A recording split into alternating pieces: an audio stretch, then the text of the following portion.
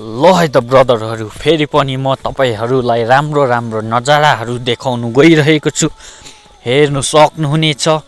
अनि यो चाहिँ भ्यू पोइन्टमा बसेर, यो चाहिँ टाँपोमा बसेर टाप्लीमा काट्दैछौँ हामी चाहिँ। अनि के कस्तो लाग्छ तपाईँहरू हेर्नु सक्नुहुनेछ भन्दै भिडियोको मजा लिनु सक्नुहुनेछ हेरेर।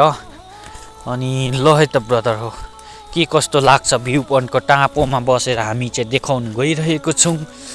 अनि भिडियोलाई राम्रो लाग्यो भने तपाईँहरूले लाइक कमेन्ट अनि सेयर पनि गर्नु सक्नुहुन्छ। अन्त बादमा चाहिँ सब्सक्राइब पनि ठोक्नु सक्नुहुन्छ। ल है त भन्दै तक्लेको केस पलाएर अलि नचिन्ने भइराखेको छ। अनि अर्को ब्रदर चाहिँ फोन पक्रेर मजाले खिच्दैछ।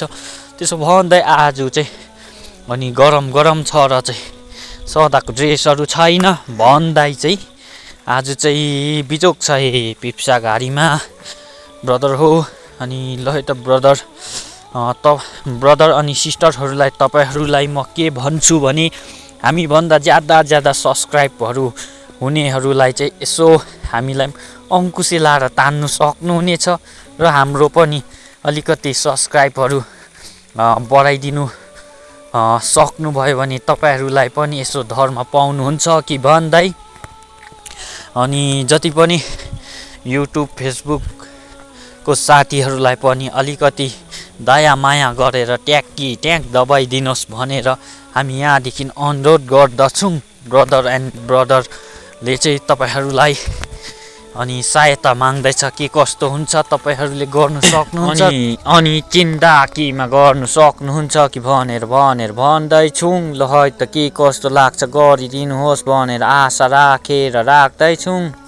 अनि पानी चाहिँ गटङ पानी चाहिँ परेको छ। अनि तपाईँहरूको तिर चाहिँ पर्दैछ कि छैन? हाम्रोतिर चाहिँ भक्कु नै पर्दैछ है ब्रदर सिस्टर हो। अनि ल हेर्नु सक्नुहुनेछ। अब चाहिँ मेरो काम सकियो।